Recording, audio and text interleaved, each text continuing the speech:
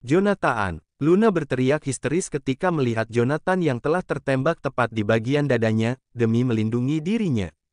Mark pun menyeringai mengarahkan kembali pistolnya untuk menembak Luna, tapi... sebuah peluru menembus dengan cepat ke kepala pria itu. Rupanya Noah telah berhasil menembak kepala Mark. Seketika tubuh Mark tumbang dan jatuh ke lantai, banyak darah segar yang keluar dari kepalanya, membuat pria itu mati seketika dengan keadaan matanya yang masih terbuka lebar. Noah segera bersembunyi kembali di belakang mobil minivan ketika ada anggota The Avengers yang masih tersisa, mencoba melepaskan tembak ke arahnya. Peperangan belum berakhir, bunyi desingan peluru terdengar riuh, membelah keheningan malam. Noah segera melepaskan tembakan ke arah lawan, dan tembakannya pun berhasil mengenai perut salah satu lawannya. Para anggota The Avengers yang tersisa pun tidak akan pernah menyerah. Mereka masih berusaha untuk menyerang Noah dan anggota Lucifer yang lainnya. Sementara itu di dalam restoran, terlihat Luna yang sedang menangis, memeluk tubuh Jonathan. "Joe, bangunlah. Aku mohon." "Jonathan." Luna menangis terisak-isak, dia sangat takut kehilangan Jonathan, pria yang sangat dia cintai dari dulu sampai saat ini, masih bertahta di dalam hatinya. "Jangan tinggalkan aku." Edward dan anak buahnya tertawa puas ketika mendengar suara tangisan Luna, itu artinya Jonathan pasti sudah mati ditembak oleh anak buahnya dari luar. "Hahaha, definitivamente está muerto. Hahaha, pasti dia sudah mati." Edward pun mengerlingkan matanya kepada anak buahnya sebagai sebuah isyarat untuk sama-sama mengecek keadaan Jonathan, dan mereka akan membunuh Luna di dalam ruangan tempat mereka bersembunyi. Edward dan anak buahnya pun segera berjalan dengan hati-hati untuk masuk ke dalam ruangan itu, sambil memegang pistol. Rasa sakit luka di tangan kanannya sama sekali tidak Edward hiraukan, yang penting dia bisa membunuh Jonathan dan menghancurkan klan Lucifer.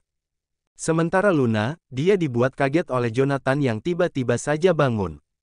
"Joe." Jonathan menempelkan jari telunjuknya pada bibir Luna, kemudian dia berkata dengan pelan, "Stetete." Jonathan membuka satu kancing kemeja hitam yang dia pakai untuk memperlihatkan kepada Luna kalau dia sebenarnya mengenakan rompi anti peluru, sehingga dadanya sama sekali tidak terluka.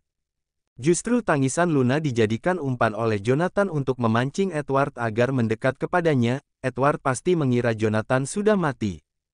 Hal tersebut membuat Luna terbelalak, dia benar-benar lupa bahwa suaminya adalah seorang mafia yang cerdik. Jonathan pasti sudah mempersiapkannya dengan matang sebelum masuk ke kandang lawan. Mereka mendengar suara langkah kaki Edward dan anak buahnya yang akan mengecek keadaan Jonathan dan akan membunuh Luna. Jonathan dan Luna segera berdiri. Jonathan meminta Luna untuk tetap diam di tempat, sementara Jonathan segera berjalan dengan pelan ke arah pintu. Ketika Edward dan anak buahnya sampai di depan pintu ruangan tersebut, betapa terkejutnya mereka, tiba-tiba ada sebuah tembakan yang menyambut. Jonathan berhasil menembak kepala anak buahnya Edward, sementara kakinya bergerak cepat menendang tangan kiri Edward yang hampir saja akan menembaknya. Baf! Suara tembakan dan suara tendangan terdengar hampir bersamaan. Membuat tembakan yang dilepaskan oleh Edward, terlepas ke sembarangan arah, sementara pistolnya terlempar ke lantai. Jonathan pun mengarahkan pistol ke kepala Edward, membuat pria itu mematung, tak bisa bergerak. Jonathan pun tersenyum miring memandangi Edward, "Nyatanya kamu tidak akan pernah bisa mengalahkanku, Edward." Jonathan mengarahkan pistol ke kepala Edward, membuat pria itu mematung, tak bisa bergerak. Jonathan pun tersenyum miring memandangi Edward, "Nyatanya kamu tidak akan pernah bisa mengalahkanku, Edward." Suara tembakan pun terdengar menggema memenuhi ruangan tersebut. Sebuah peluru telah bersarang di kepala Edward, seketika tubuh pria itu pun tumbang ke lantai, dengan kondisi bersimbah darah. Suasana menjadi hening. Jonathan memandangi Luna yang kelihatan sangat syok, melihat pemandangan yang mengerikan itu. Lagi-lagi Jonathan harus menunjukkan sisi gelapnya di hadapan Luna, dia memang seorang pembunuh berdarah dingin bagi para musuhnya. Sementara itu di luar sana, Noah dan anggota Lucifer yang lainnya, mereka telah berhasil memenangkan peperangan ini, semua anggota The Avengers telah dibantai tak ada satupun yang tersisa. Kemudian dari luar sana, Noah melihat ke arah jendela, dia tersenyum kepada Jonathan yang masih berada di dalam restoran tersebut, kemudian dia sedikit membungkukkan badannya sebagai pertanda hormat kepada sang ketua mafia. 1 minggu berlalu, Jonathan memandangi mayat Arga yang sudah lama membusuk di dalam sebuah gudang. Mayat pria itu telah dikerubungi oleh banyak lalat dan belatung yang menggerogoti tubuhnya yang sudah tidak bernyawa itu, tercium bau busuk yang sangat menyengat. Jonathan memang membiarkan Arga mati dengan sendirinya, dia membiarkan Arga merintih kesakitan menahan rasa sakit dengan banyak luka di seluruh tubuhnya. Darah dibalas dengan darah, nyawa dibayar dengan nyawa, itulah hukum rimba yang sesungguhnya. Buang mayatnya. Jonathan memerintahkan kepada salah satu anak buahnya untuk membuang mayat seorang pria yang sudah tega membunuh adiknya itu.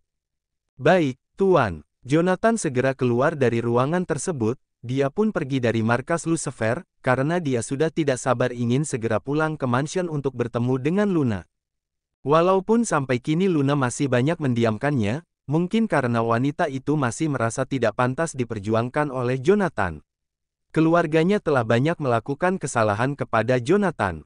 Tapi Jonathan tidak akan pernah melepaskan Luna, apalagi dia sudah tahu bahwa Luna sedang mengandung anaknya. Kita mau kemana, Tuan? Tanya Noah kepada Jonathan. Seperti biasa, Noah yang menyetir mobil. Aku ingin langsung pulang ke mansion saja, jawab Jonathan. Kemudian Jonathan berkata kembali, oh iya, apa kamu tahu barang apa yang bisa membuat hati wanita luluh? Noah menggelengkan kepalanya, tidak, Tuan. Jonathan menghela nafas, sepertinya dia salah besar jika harus membicarakan tentang wanita kepada Noah. Jonathan pun segera mencari solusinya lewat Google, ternyata survei membuktikan bahwa bunga adalah sesuatu yang paling disukai oleh wanita. Sehingga mereka mampir sebentar ke toko bunga, untuk membeli bunga mawar merah. Selama 1 minggu ini Jonathan memberikan kesempatan untuk Luna menenangkan diri dan memikirkan hubungan mereka bagaimana ke depannya, sehingga selama itu pula mereka jarang bertegur sapa walaupun mereka tinggal di atap yang sama. Karena Jonathan yang meminta Luna untuk tinggal di mansionnya walaupun harus dengan cara sedikit memaksa.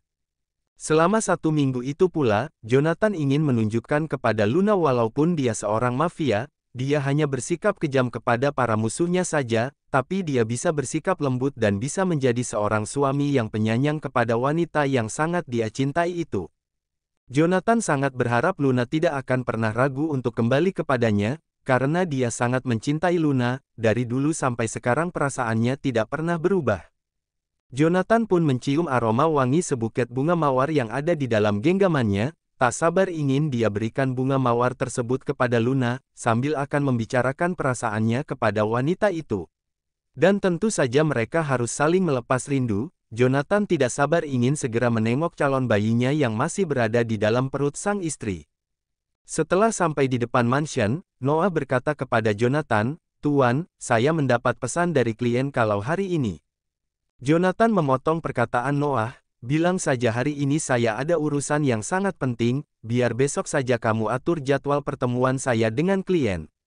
Noah mengerutkan keningnya, dia tidak paham urusan penting apa yang dimaksud oleh Jonathan, padahal waktu masih sore, dan Jonathan pun sangat terlihat santai, makanya dia pulang ke mansion. Baik, Tuan. Jonathan dengan semangat masuk ke dalam mansionnya sambil membawa sebuket bunga mawar merah, tapi dia menghentikan langkahnya begitu melihat Luna yang sedang makan rujak bersama dengan Devina, sambil menonton drama Uruguay kesukaan mereka. Akhirnya aku bisa makan rujak, terima kasih ia sudah membuatkan rujak untukku.